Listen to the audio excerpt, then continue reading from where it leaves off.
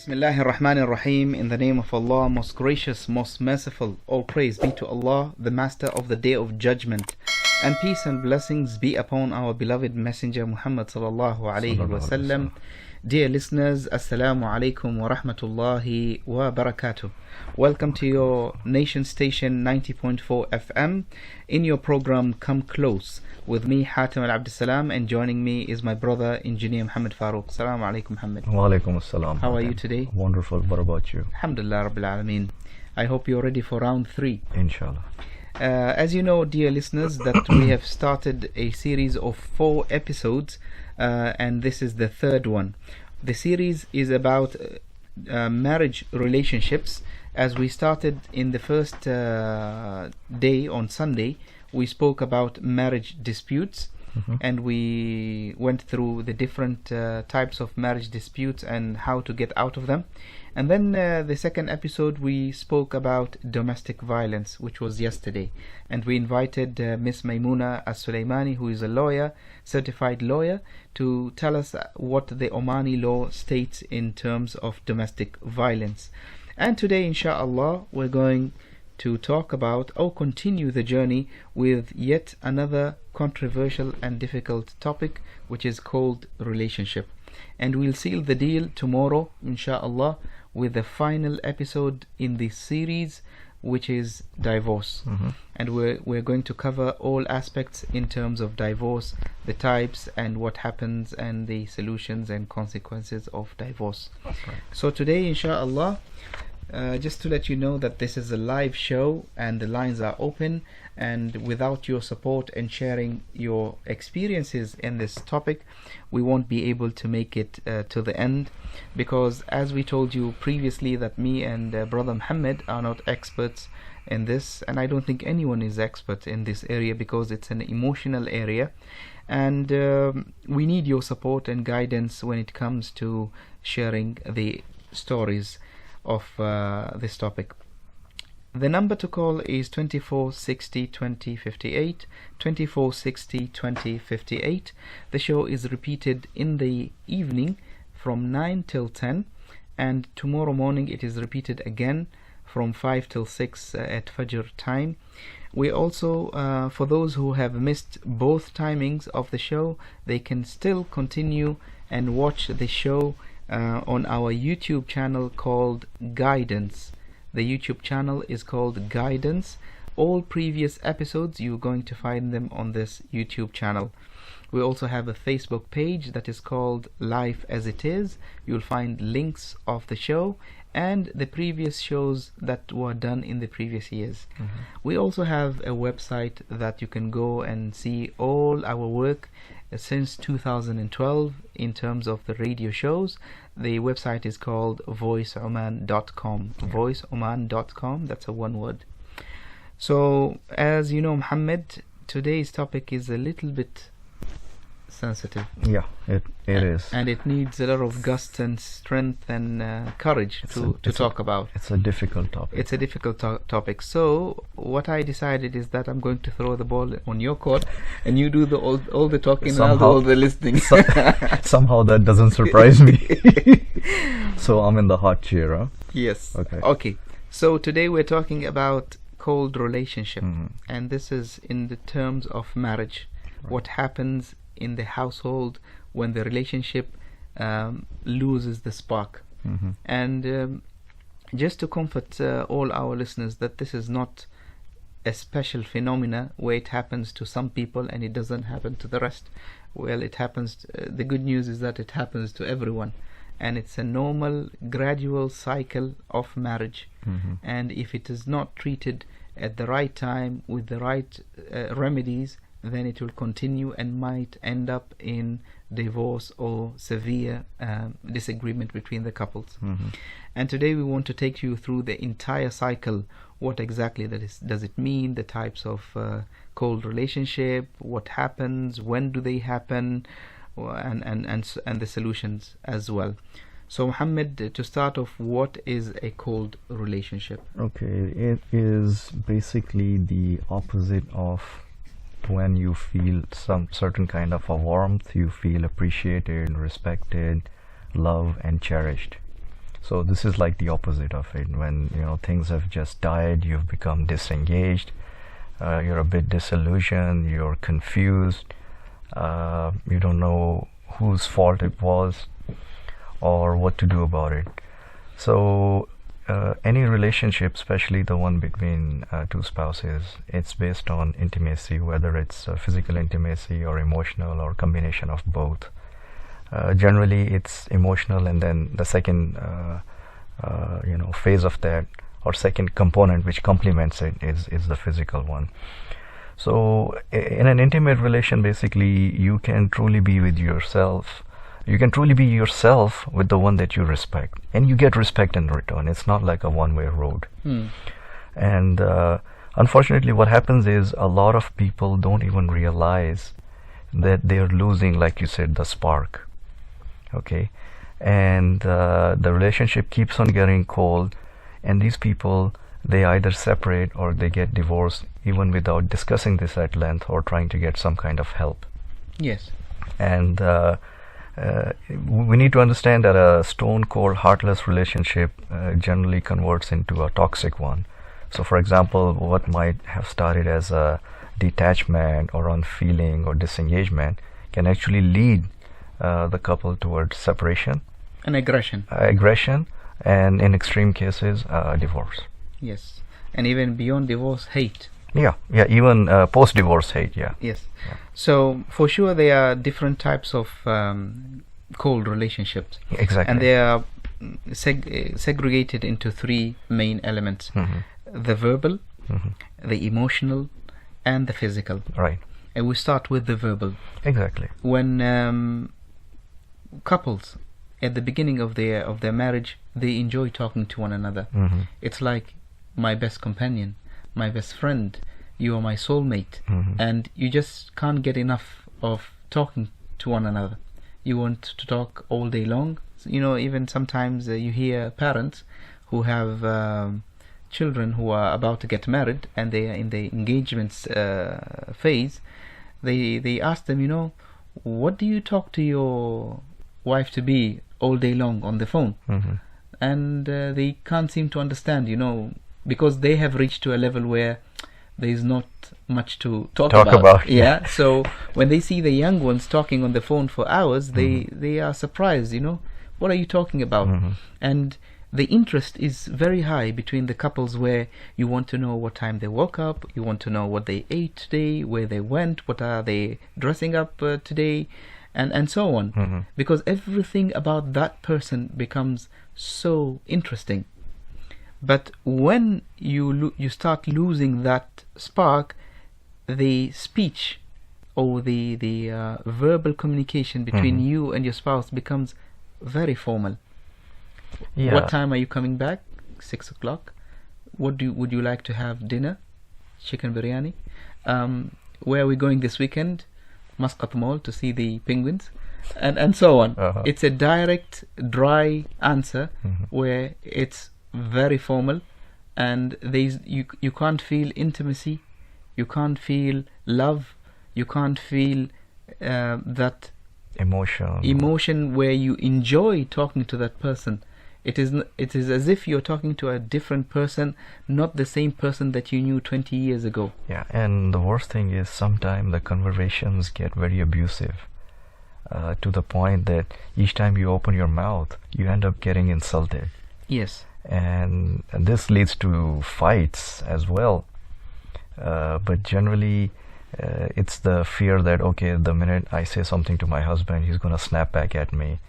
Or the husband saying, oh, even if I say something nicely, it'll be taken in the wrong way and out of context, and I'll be blamed for it. And if you notice, Muhammad, in the early stages of a marriage, where you have a positive thinking towards your spouse, so even if they say something wrong, you know that no one is perfect, and maybe they did not mean to offend you in any way.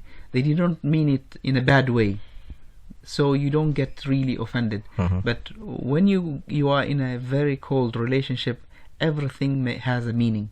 Every single word that you say has a negative impact on the other person, so you need to think twice before you say anything. Exactly. And that leads to withdrawing from saying anything. Exactly. Which is not a very healthy phenomenon. Yeah, because see, what happens is when you're in the initial orientation phase, like you said, you just want to know everything about the other person, and your mindset is positive. But once you get married and let's say you start having disputes and fights once in a while, when you're angry, you say things that leave a permanent scar on the other spouse. So even if she says sorry and you make up, next time there's a conversation initiated from your side, the spouse will still be thinking, does he really mean this or not? But wait a minute, just a couple of days ago he said you're like this and this and this, and now he's saying the opposite. I don't think he means that. So there'll be an element of mistrust, and it will be reflected in the communication. Now the thing about the verbal communication, Muhammad, it's a two-edged sword, because if you say something and the other party receives it in a wrong way, then you're doomed. Exactly. Communication is different than speaking. Yes. And if you don't say something and you keep it inside your heart, sooner or later it's going to explode into tons of words. Only one word that you tried to conceal and not say it, and you kept it to yourself, after a few months, with the pressure, it accumulates, and you have tons of words, very harsh words to say. So and one way could be like, for example, you say something and the spouse just ignores you. They just don't want to answer you. Yes. Or they answer you in a rude way, or they answer they answer with another question. Yes. To the point where you're like, oh, it's just useless talking, just forget about it. And the thing about the verbal communication between the couples, it has to be pure, in the sense that it is from the heart to the heart.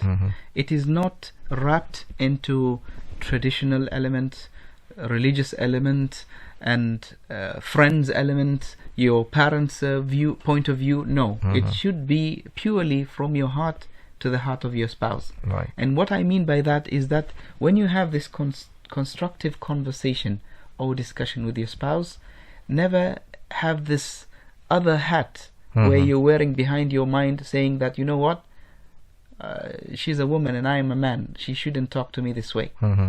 Because the Prophet ﷺ, his wives used to raise their voice on the Prophet. They used to have arguments, and even the companions, the strong companions like Sayyidina Umar ibn Khattab, his wife used to raise her voice on him. So there is nothing muscular about how dare you talk to me like that. It has to be the main ingredient for this, Muhammad, is respect. Yeah. There should be a level of respect between you two, and allow someone to speak, and you become a very good listener, and then you say what you have to say, but do it in a very polite way, in a way that it shows you care. It is not like an interrogation. Yeah.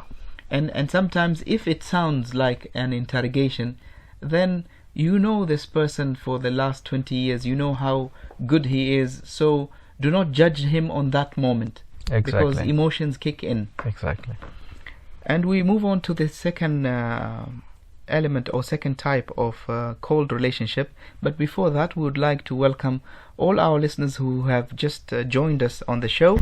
This is a live show, Come Close, with me, Hatem Al Abdussalam, and engineer Muhammad Farooq. And today we're continuing the series of the 4 topics that we promised to talk about. The first one was on Sunday, was about marriage dispute, and yesterday was about domestic violence, and today is the killer when we are talking about cold relationship, and tomorrow we're sealing the deal with divorce. The numbers to call, my dear listeners, is 2460 2058, 2460 2058, and the show is not complete without your contribution and your experiences in this topic. Now, emotions, Muhammad. Yeah. What do we mean by emotions?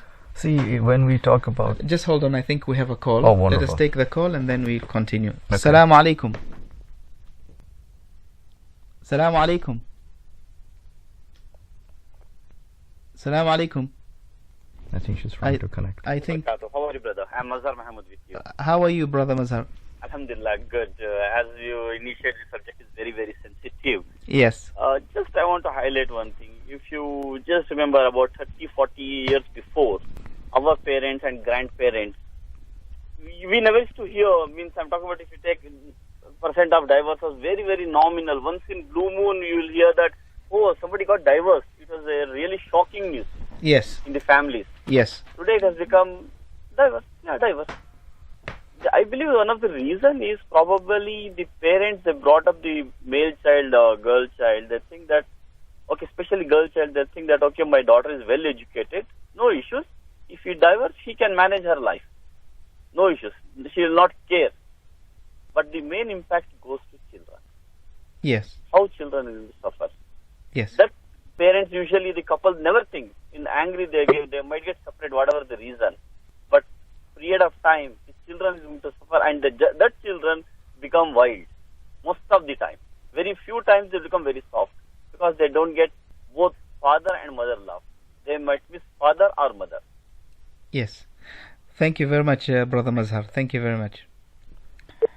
A very good point, but we're not going to get into details of divorce because that is going our topic for tomorrow. I just want to comment one thing on what Brother Mazhar said, is that the previous generation, 30, 40 years back, they didn't have divorce as common as it is now. But it doesn't mean that they didn't have cold relationships. Yeah. They had problems and they had cold relationships. They were good at hiding it. And they were very good at hiding, and they were extremely cold than any other couple in today's world. But the only difference between us and them, they cherished this contract, which is marriage. So they hold on to this contract till the end, where it is, there is no other way out except divorce. Then they would consider. But for us now, it has become a very easy way out. It's very easy to separate from your spouse. We'll get into that in details tomorrow, inshallah. Now, emotions. Yeah. See, to summarize the emotional cold relationships, let's just revisit the same ayah which we did in the previous couple of shows. That's in Quran chapter 30, verse 21. And of his signs is that he created for you from yourself mates, and so that you may find tranquility in them, and he placed between you affection and mercy. Indeed, in that are signs for a people who give thought. So if in a relationship tranquility is gone, affection is void, there is no affection left, or it's deteriorating, and there is a lack of mercy. Yes. This all falls under the umbrella of emotional. Yes. And the second stage could be verbal, like we discussed already, that you might stop talking, or you might start talking in a different way, in more anger, more rage, and then this will eventually lead us towards the next phase. I think when it comes to emotion, it is I would say segregated into two things: emotions verbally and emotions physically. Verbally is the kind words that you say to a spouse, and then you stop saying them, to reflect their emotions. When you used to call your wife sweetheart, and now you call her Fatma, can you get me a glass of water? Oh, Flan, Khadija, can you get me this? Where that spark disappears, because even in the words there is no emotions. When you used to say, when you see her coming, you are coming back from work and you see her, you said, oh, my day has just started, and you are my sun and my moon, and I can't breathe without you, and I can't sleep, and so on. All these kind words, you meant it from the heart, and you are trying to impress her maybe at that time. And now you stopped. You don't express yourself. You would express towards your friends and tell them you love them, you love your team, Real Madrid and Barcelona. But you don't express verbally the emotions that you have, and you feel shy, very shy, to say to your wife that, you know what, I'm crazy about you, or I love you. But in terms of physical, is the looks, the way you look at her. the way you hold her hand, the way you tap on her shoulder, and the other stuff. I'm fasting, I don't want to continue with the other stuff. You all know what I'm talking about. But all of this create an emotion, because our bodies are energy, and when there is a positive energy, it transfers to the next body immediately, and when there is a negative energy from one side, it transfers to the other party as well. So sometimes, without even saying a word, just looking at your spouse into the eye and telling them that you love them so much without saying a single word means a lot. Right. So I don't need to teach you all what you need to do, because you're all experts out there. Yeah, but you're just reminding that. I'm just reminding you, and you know what I'm talking about. So basically what you're saying is it's a combination of words and actions as well. Yes. And the third type is the physical, which is the intercourse. And I know this might be a very sensitive topic where people don't want to talk about, but the main pillar of a marriage and the main reason for people to get married is to get a proper lawful channel to release their desires. And if these desires, which vary from one person to another, are not released in the proper channels, they might go to a wrong channel, or they might backfire negatively towards a spouse. So they need to be a continuous revival of this relationship in the bedroom between the husband and the wife.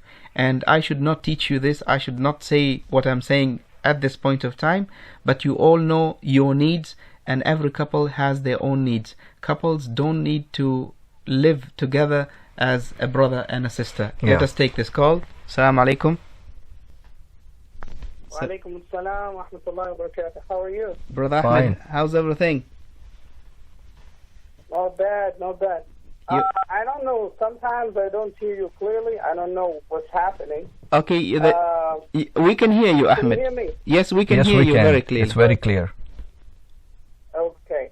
I just want to interject with maybe 2 points. First of all, that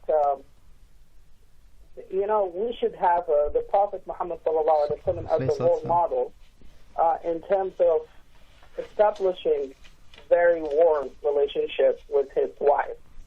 And I don't know whether you mentioned this, but the story between the Prophet Muhammad and his wife Aisha is a great evidence for the real meaning of romantic relationship. Yes. The Prophet Muhammad used to eat from the same or the remaining food of Sayyidah Aisha.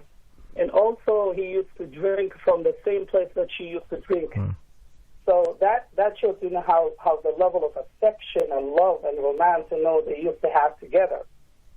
And I also want to emphasize the idea of the role of culture. And maybe I mentioned this yesterday, but in some cultures, unfortunately, there's this kind of propagation for love should be at a certain age and then should be ended.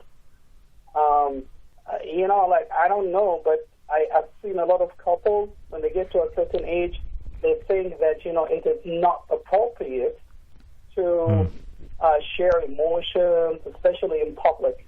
I give you an example, and I'm sure you know these examples. Yes. Some people tend to call their partners names like the Ahad or the family. Al-Ahl, Awlad.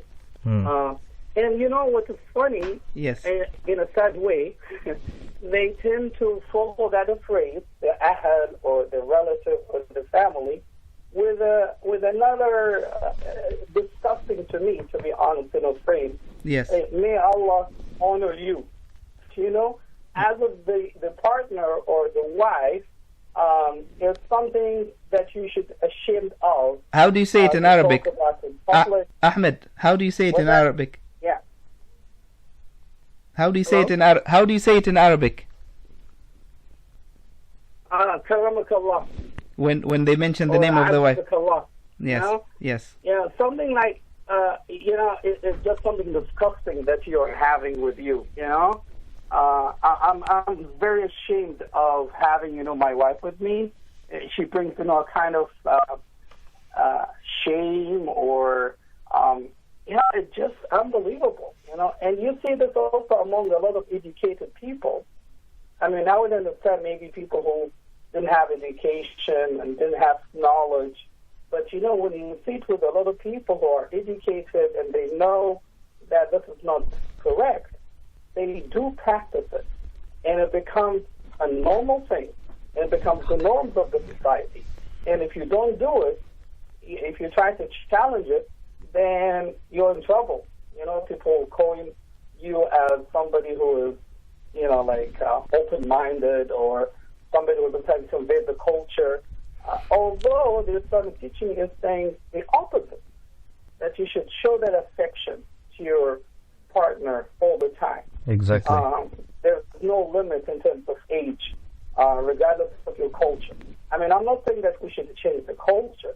If there's something good, we should keep and maintain. Mm-hmm. But if there's something that it clashes with our Islamic and religious principles, then we have to do something about it.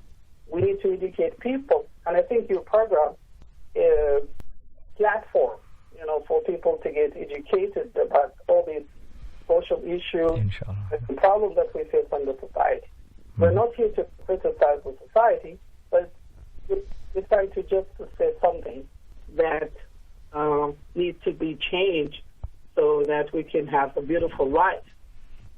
Well said, Ahmed. Well said. Thank you very much, Ahmed. Thank you very much. Okay. You take care, guys. You too. Thanks for your call, buddy. Really appreciate it. Take care. Take it easy. Thank you very much, Ahmed, calling all the way from the United States and sharing after Fajr time. I think. After Fajr time, yes. He's staying awake just to call on the show. Thank you for your loyalty and dedication, Ahmed. Yeah. So Ahmed mentioned very important points. Mm-hmm. We can move on now, but we want to remind our listeners that they can call us on the show on our numbers 24 60 20 58, 24 60 20 58, and the lines are open. So we move on to the next element, Muhammad, of the show, which is the signs of a cold relationship. Okay, see, the three core things are the same as per the ayah: tranquility, affection, and mercy. But if you go and move on to the secondary things, which are more visible, this could be like you're no longer communicating with each other, you're not interacting with each other. When you do, you end up in a dispute very quick. You start fighting and bickering. You don't spend time together. You prefer to be with your friends outside. Most of the time you're even sleeping alone in the same house, and even you have tried to do compromises, still you're not getting any response from the other spouse. You feel like your self-esteem is hurt, is damaged, because whenever you try to say something, either the spouse finds a fault in it, or they start arguing with it. If you do something even with good intentions, it's taken the wrong way. Okay. Certain cases you find yourself that you just want to be alone, you're depressed, sometimes you cry, and you're a very social person, but you start to distance yourself from the family, from your friends, and you keep on being defensive. No, guys, everything is fine, we're wonderful, things of that nature. And the most dangerous part, you start fantasizing about leaving your partner and being with someone else. And you can't remember what was anything good or positive when you guys got married, or why you got married. Those things are just... you start regretting why you got married. Exactly. I think I have also a few points where there are signs when especially the men, they spend a lot of time out of the house. Then that's an indication that something is wrong. When each couple is isolated by themselves, so they are very busy with their smartphones or watching the TV alone, or each one of them is taking a side, or they're not seen together in public. They are not seen together in public. And when they speak when they speak formally, then that's another one. And no intimacy is also another one. I think we need to take a short break, and then we'll continue with the signs, inshallah, after the break. Okay.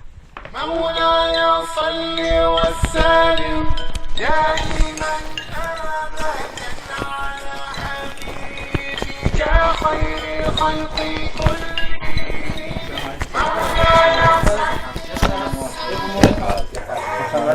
كل مولاي طيبين؟ الحمد لله. كيف حالك؟ الحمد لله. طيب يا سلام. حبيتوا تستريحوا؟ بناخذ التقاء عليكم. انتم تتحاوروا واحنا بناخذ مع السلامة. ان شاء الله.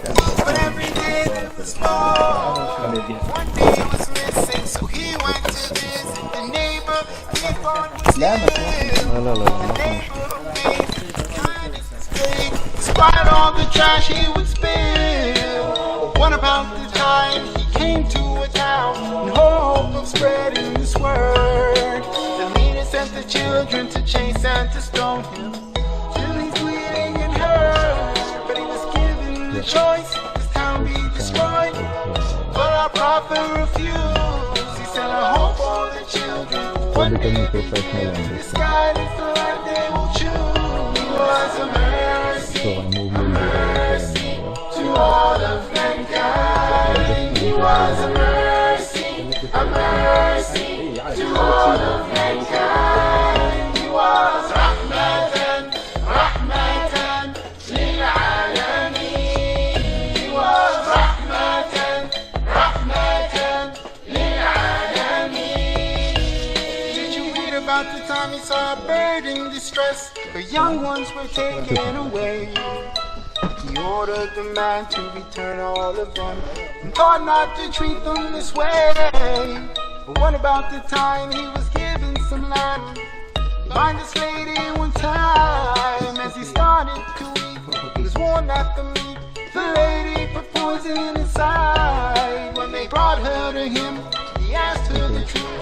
She admitted to what she had done, but despite her behavior, the prophet forgave her. His kindness would shine like the sun. So many stories, just all of them. These are new ones, we all can see. And the conquest of Mecca, the folks who had bought it, he said, you all be free. He was a mercy to all of mankind. He was a mercy to all of. Dear listeners, Assalamu alaikum. Welcome back to your show Come Close with me, Hatem Al Absalam, and engineer Muhammad Farooq.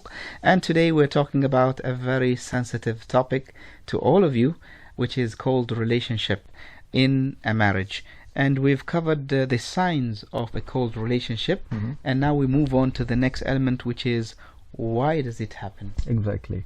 There are a lot of different factors. We'll try to cover some of them, and sure. The listeners are welcome to call in and add to the list. First thing could be that once they get married, they start comparing themselves to their exes. Like for example, the boy might have had if they had a previous relationship. Yeah, previous relationship could be a marriage, could be outside of marriage, whatever that might be.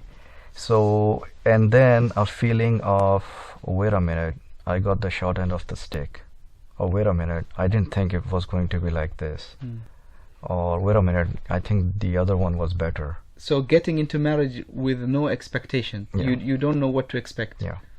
And maybe this also, what plays a big role is the education part, where you don't get a mentor, someone to talk to explain to you the value of a marriage, why you're getting married, the reasons. So you're getting married for the wrong reasons, and when those reasons are not fulfilled, then you're disappointed. Yeah. And you tend to be very cold, or you looking for an escape from this relationship. And at the other end, as an example, if you have never met the other person, and then you find out there is huge incompatibility between. Maybe it was selected by someone else. He was selected by someone else, and you've never met before the day of the marriage. Exactly. So that could be a shock. They might have annoying habits. You just can't get along, and the feeling of not knowing what to do next or who to talk to. This can kind of push you back into depression and result in cold relationship. Can be from one spouse, can be from both parties. Yes, and we failed to mention this in the beginning, Muhammad, that the cold relationship, there are two types. One, it is from both parties. Both of them are cold to one another. Yeah. And the second type is that only one party is cold and the other party is still trying and trying and trying continuously to bring back the spark into the relationship. Yeah, and one more thing we need to understand, the dimming of the spark is natural. The trick here is how you maintain that perfect equilibrium. Yes. Because, every day in our life cannot be like our honeymoon period. This is reality. Yes. Okay. So the time we used to spend together, now we have to spend some of that time on children. Yes. This is natural progression of life. So just like as we grow old, we adjust our habits, our food habits, our diet, nutrition, exercise, sleeping patterns. This is also something that we need to adjust to. And if we're adamant and we don't accept this fact, then the problem's are going to be very visible and very quick. Yes. Okay. And so you have to invest in this thing. One of also the elements that contribute to a cold relationship is gaining weight. Yeah. When spouses, they fail to take care of their health and they go oversize, this creates a negative reaction between them, where you had an image of this perfect person, and then all of a sudden they just let it go. You no longer care how you look, or they don't dress up properly. Yes. Or they don't smell properly, and the worst thing is that we are surrounded by media and social media, and you find a lot of competition in terms of images, videos, celebrities, and people who act perfect, and then you tend, psychologically compare with what you have back home, which is your spouse. So you start thinking that, maybe I didn't get the perfect deal, and this is dangerous, this is toxic, because you have to be aware that you are married to a person, not flesh, not to an object. Yeah, exactly. So a person is the looks, the words, the emotions, the character, the personality, and everything else, and not only the looks. See, this brings us to the point that, and Islam provides us guidance that if we have married for the wrong reason, for example, if we just married because so and so looked very nice in high heels, as an example, then obviously their dreams will be shattered very quickly. Yes. She's not going to stay the way she is, neither will you. Yes. Okay. And men change faster than women. We're not saying here that it's only about women. We're saying also about guys who stop taking care of themselves. Exactly. They don't smell good, they don't dress up, they don't go to the barber shop. This is not the definition of getting friendly with someone, and initially you are putting in all that effort. So the joke goes that the hairs start to grow where they're not supposed to grow and gravity takes over. But I'm not saying that force your spouse to spend 4 hours a day in a gym, but at least be presentable, at least maintain yourself. Definitely. So this is why it happens, right?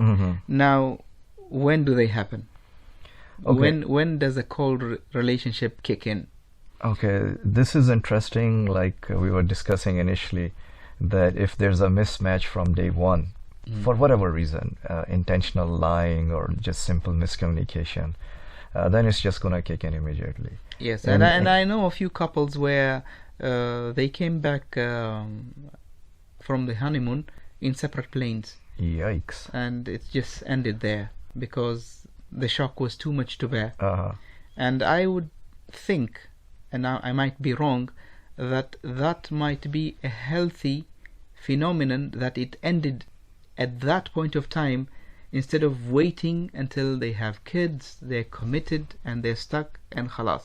I know there is a lot of elements involved, like reputation, what will the family say, what will the community say, and so and blah blah blah. We spend a lot of money on the wedding, but I think it's better to resolve it at that point, at an early stage, before even involving other lives in the marriage. I agree with you, and we'll discuss this tomorrow, inshallah, that divorce can be, and it is, a blessing in disguise. There's on the surface there's not much attractive about it, but it's a great escape, as a last resort.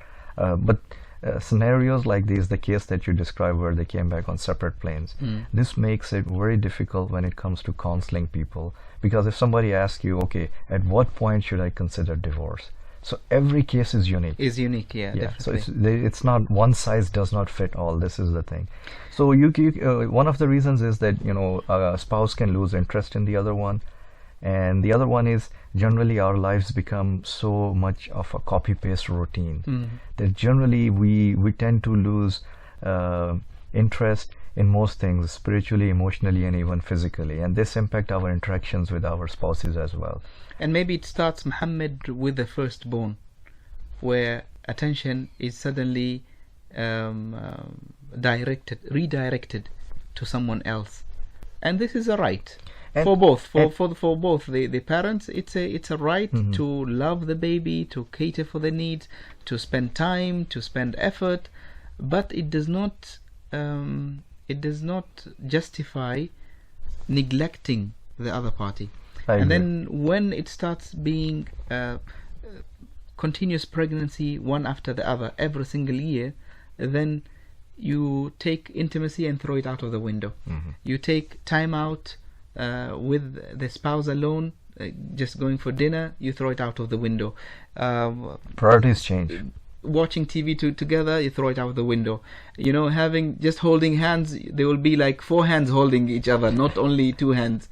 So there are a lot of elements that are involved when exactly. And see, we need to understand it that people might say, okay, why is it even there? But think about it. You cannot, as an example, wear the same clothes all the time throughout your life. Okay, you cannot eat the same food every single day.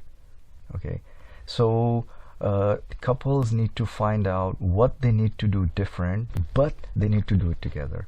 The problem is the undercurrent is that spouses, they try to please each other and they stop taking each other for granted. They just stop pleasing each other. Yes. And they even stop trying. They say, what's the use? I cook the food and he still didn't say it's nice, or he still complained about too much salt.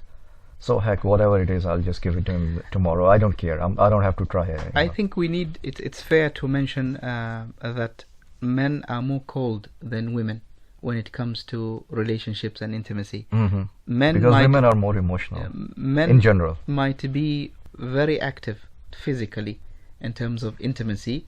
They will never be cold. It's very rare to find men who are semi-cold in the intimacy department, but when it comes to verbal, it comes to emotion, in general, men are very cold, and we need to fix that. But there's a deficit. At the same time, a man is like a huge baby.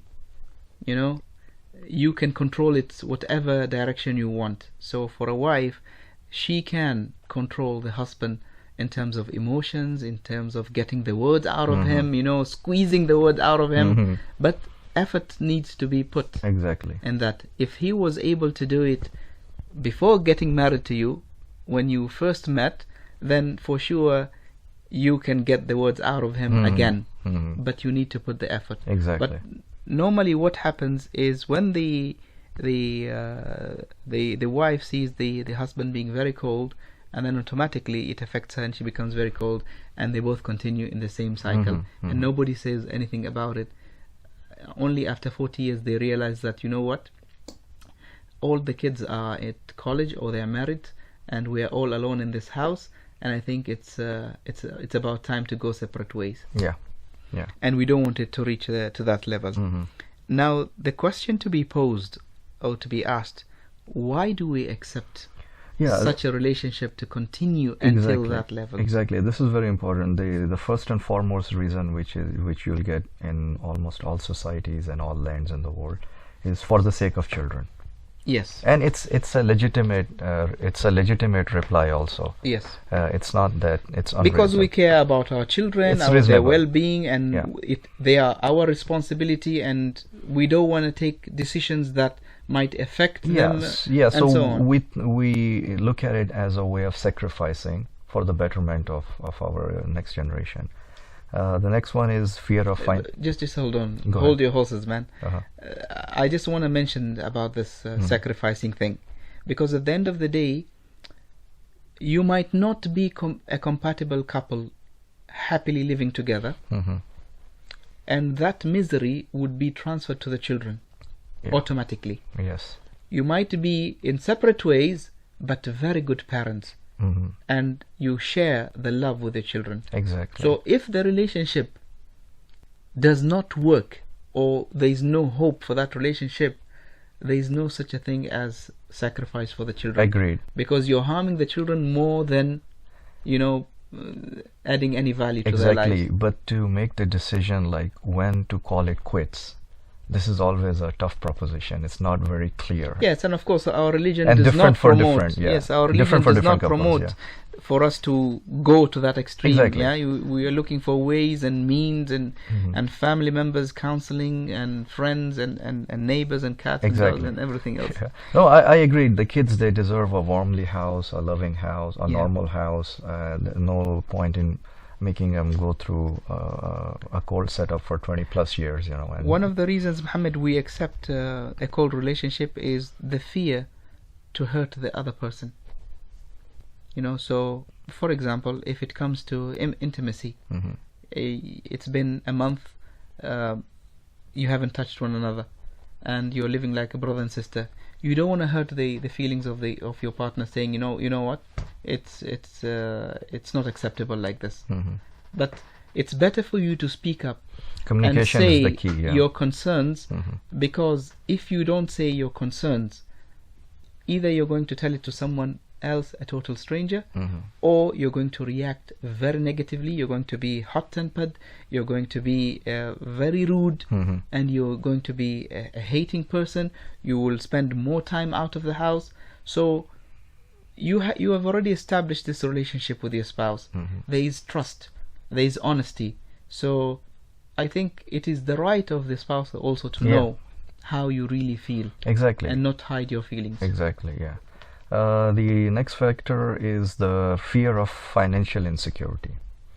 Okay, I'm in a deadlocked relationship, it's pretty cold, but what's the alternative?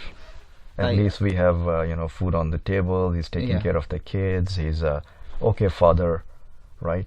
So I can't afford to start all over again. Exactly. I don't want to go through the hassle of starting everything again. Or maybe go to court and compensation and so on. Yeah. So don't rock the boat. Just let things go the way they are. Okay.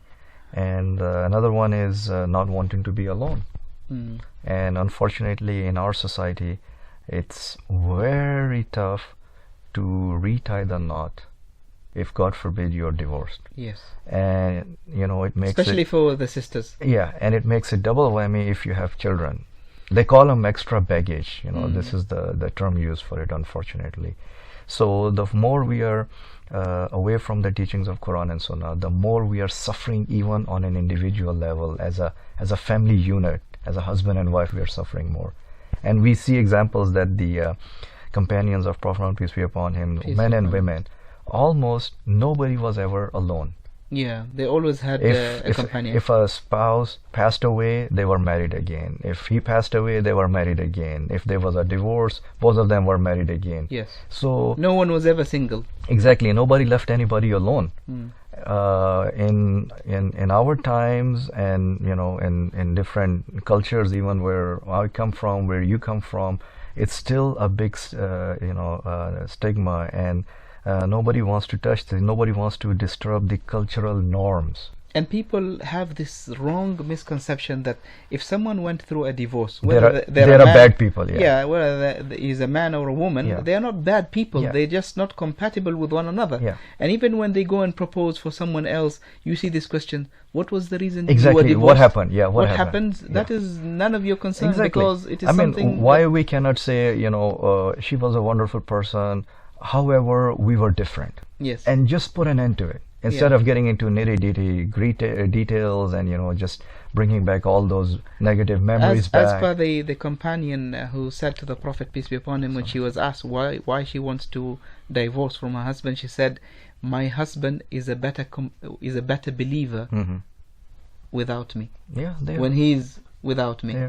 So she said a That's very an strong statement. Way, in a very intellectual She didn't say manner. anything negative, but it shows that we just can't be together. Can't get along. So the solutions, Muhammad. Okay, well, we'll try to classify them real quick because time is running short. Yes. One would be under the umbrella of supplicate, communicate, and get counsel. Okay, obviously we have to make dua. Yes. Okay, so our hearts turn towards each other and our hearts become soft towards each other. Yes. Okay, we have to communicate with each other, and we need to read each other's faces and body languages. Like there's a very and needs. Exactly, there's a very nice little story, if you want to call it, that Prophet Muhammad, peace be upon him, he asked mother of the believers, Aisha, may Allah be pleased with her, I know well when you are pleased or angry with me. And Aisha replied, how do you know that? He said, peace be upon him, when you are pleased with me, you swear by saying, by the God of Muhammad. But when you are angry, you swear by saying, by the God of Ibrahim. Subhanallah. And she said, you are right, I don't mention your name at that time. Subhanallah. I mean, this is beautiful. Yes. Yeah, yani how she is acting in that particular state of mind, and how sensitive and deep he is. Yes. So this communication happened without words. But at the same time, we have to be careful. Like Prophet Muhammad, peace be upon him, he said that he described the one who discloses his wife's affairs to others as amongst the worst of people. Like you mentioned, pre-divorce or post-divorce, no need to get into great details. And counseling, we've already talked about it in our number of previous episodes as well. I really wish and pray that our imams, every single imam in masjid, is a counselor.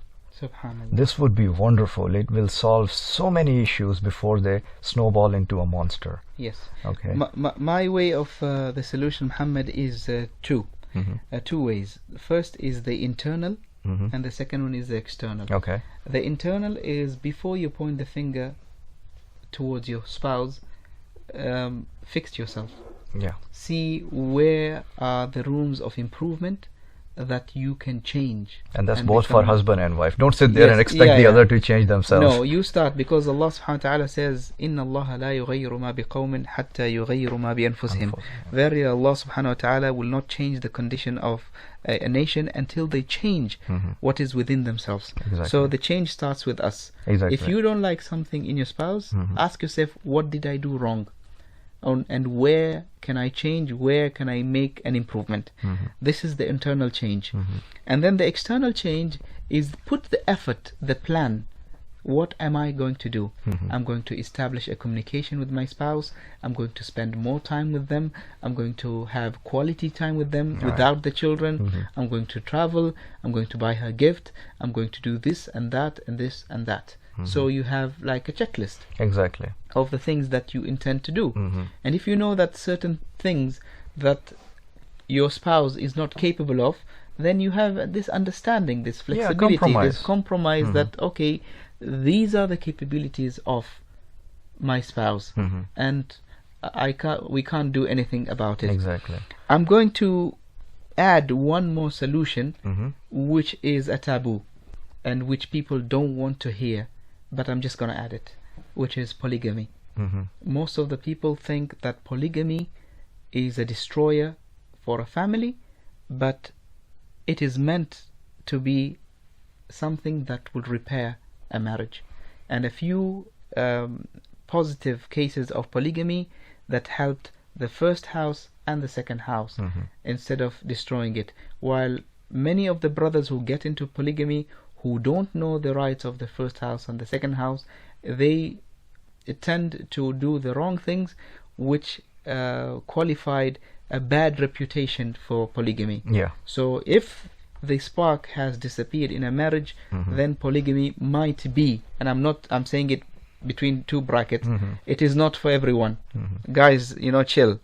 So it is not for everyone. It might be a solution to bring back the spark into the marriage. Exactly. All right.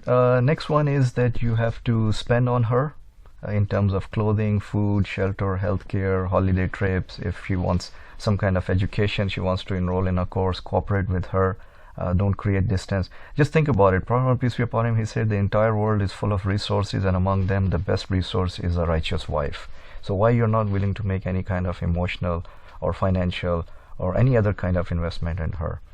Third one, last and not least, you need to love her, and you need to show her that you love her and respect her, and also her family. Yes. It is a huge thing. and that this goes for both of them. I'm saying her, I mean, and in terms of spend on her, yes, the brother has to do it. But the first one, supplication, communication, and counseling, this is for both.